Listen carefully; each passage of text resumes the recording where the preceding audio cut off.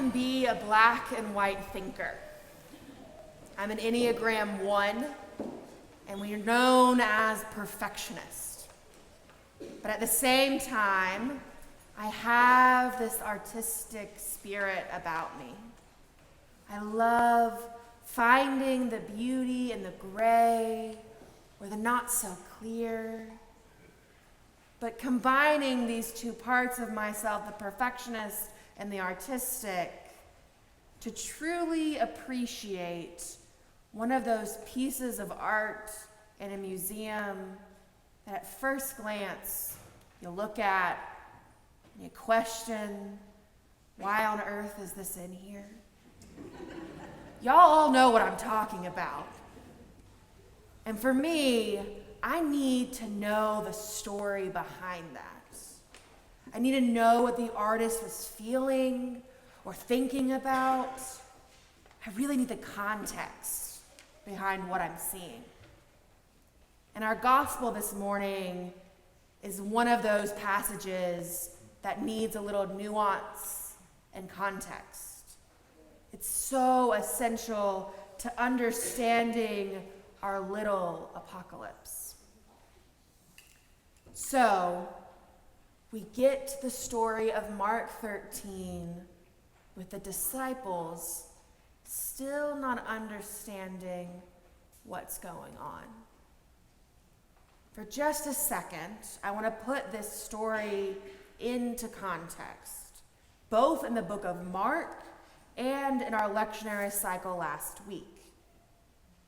Before both of those, we hear the story of the widow's offering. The story starts with Jesus sitting down in the hustle and bustle of the temple, and carefully and quietly, Jesus sits opposite the treasury and starts to watch the crowd. In a very brief moment of time, we get this glimpse of a widow giving all that she can to the glory of God. The sounds of the coins clinking and clanking as they fall. The widow's offering was not like the other large sums of money that Jesus patiently waited and watched go into the treasury. But the mere clattering of these 2 coins held more weight than all of the others combined. And Jesus, sitting on the floor of a busy temple, calls over his disciples. And I imagine they join Jesus sitting on that same floor, surrounded by everything going on. And for a moment, they are quiet and still. And I imagine Jesus whispering, barely discernible over the volume of a busy day in the temple, and says, "For all of them have contributed out of their abundance, but she, out of her poverty, has put in everything she had, all she had to live on." And as we end Mark 12, I imagine all the disciples are nodding their heads alongside Jesus and saying amidst the crowd, "Yes, we get it. We totally understand. We understand what Jesus is calling us to." But then we get our gospel this morning. Just after this momentous testament of the widow's offering, I imagine Jesus and the disciples are leaving the temple. On the steps of the very temple, I imagine Jesus smiling, quietly thinking to himself, "My friends, they've got it. My work is done." But then, on the very steps of that same temple, just outside the door, one disciple looks up and says, "Look, teacher, what large stones and what large buildings." And on your bulletin, in the white space between the quotation mark and the word then, I imagine that Jesus sighs, thinking to himself, they haven't got it. They haven't understood. And in this blank space, Jesus readies himself and says, do you see these great buildings? Not one stone will be left here upon another. All will be thrown down. And I imagine disciples yet again nod and think, yeah, okay, it's not about the money. It's not about the buildings. Check, got it. But you and I and Jesus know that these disciples still don't get what's going on. So I imagine in this next white space between the quotation mark and the then, Jesus and his disciples are climbing up the Mount of Olives. Not too far away from the temple, but just far enough to get some privacy. And I imagine that Peter, James, and John, and Andrew are game planning as they hike up, planning and contemplating their next move. Some of the disciples probably look a little confused, still unsure of what's going on or where they're even going next. And some of them are very focused on this present moment, this foot in front of the other, or they might fall. And I imagine Jesus is witnessing all of this patiently and quietly in the back of the line, climbing behind his friends, thinking about how yet again he's going to have to explain in the busyness of all of this earthly world, how to keep his disciples on track. And in our gospel scene this morning, Jesus and the disciples sit down on the Mount of Olives, opposite the temple, and right in front of them is large stones and large buildings, and beneath them continues the whole city of Jerusalem, a perfect view of their whole world. And in the distance, they can hear a faint hum of carts rolling down stone streets, and the occasional shout from the marketplace, and the air around them feels a little thinner or colder. And in this very moment, Peter, James, John, and Andrew, his A-team, his closest of close friends, say, Jesus, tell us, when will this be? What will be the sign that all these things are about to be accomplished? In other words, tell us, Jesus, when these large stones and large buildings will fall. Tell us, Jesus, when not one stone will be left unturned or thrown down. Jesus, we need to know. We need to be prepared. We need you to let us in on the secret. And yet again, in the blank space between the quotation mark and the then, I imagine Jesus sighs, readies himself, and says, beware that no one leads you astray. Or in other words, focus. Focus on what is right in front of you. Focus on what is in your control. Stop getting distracted by the changes and chances of this life. Jesus worked so hard to curate this thin place. A perfect moment for his disciples for reflection and contemplation, a space to be with their friend.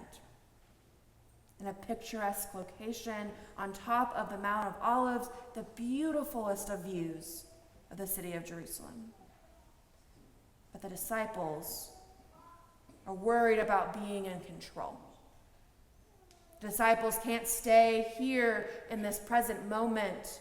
They're struggling to see the literal Savior in their midst. And for me, when I'm in the same position as these disciples, struggling to see the hope of the gospel, I find the presence of God most clearly in our natural beauty of this world and in the marvelous creation of human beings.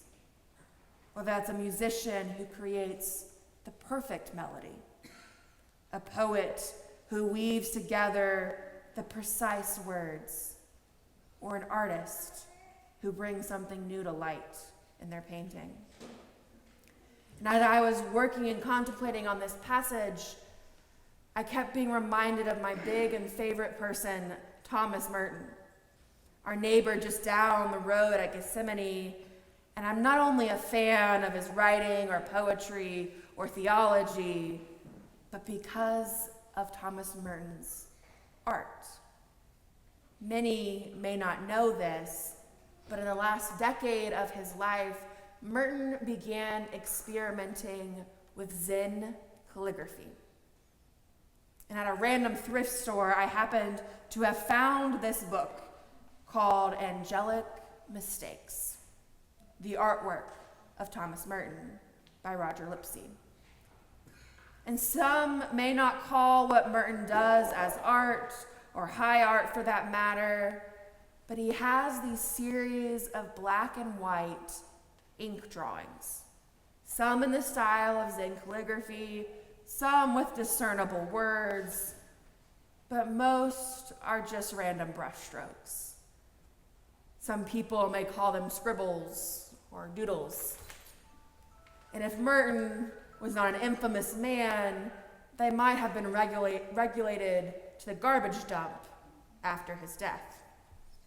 But years later, Roger Lipsey chose to call them angelic mistakes. Simple lines, simple shapes, nothing too fancy, but there's something about the simplicity and cleanliness to their appearance. And reflecting on our gospel passage, there's one in particular that kept showing up. At the Thomas Merton Center, they've labeled it as 557. And it's nothing more than a 4x6 index card piece of paper with black brushstrokes on it. Together, these black brushstrokes lay amidst a white background to make some sort of rectangular shape. They almost look like a crude maze. There's no clear entrance or exit to this maze, and there's no clear path through. It's just a bunch of black brushstrokes with blank spaces in between. But what is so striking about this particular image is that Merton made number 557 while in Jerusalem in 1960. I can imagine Merton is sitting in a similar spot to maybe where Jesus and the disciples sat across from the temple centuries earlier. As Merton pondered the valley below him, like the disciples, with all the many distractions of his world, he doodled on this white 4x6 index card. And Merton titled this maze of black and white as "A prophet is one who cuts through." A prophet is one who cuts through the great tangled knot of lies. Or in other words, a prophet is one who cuts through the messiness of this earthly life to find the path forward. And I don't need to tell you that there's so much going on in our country and our world. There's so much happening in our own personal lives. It's messy and complicated, and it's hard to see the path forward. It's so easy to be just like these well-meaning, well-loving disciples and ask, tell us. When will this be? What will be the sign that all things are about to be accomplished? There's so much humanness to wanting to be in control of the path forward. So much humanness to being distracted by the chances and changes of this life. But a prophet is one who cuts through. A prophet is one who cuts through the great tangled knots of lies that exist in this world. A prophet is one who cuts through large stones and large buildings.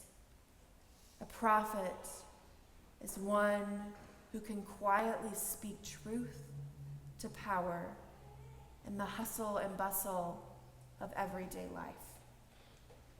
A prophet is one whose life is oriented to the path that Jesus is calling each and every one of us to. A prophet is one who cuts through.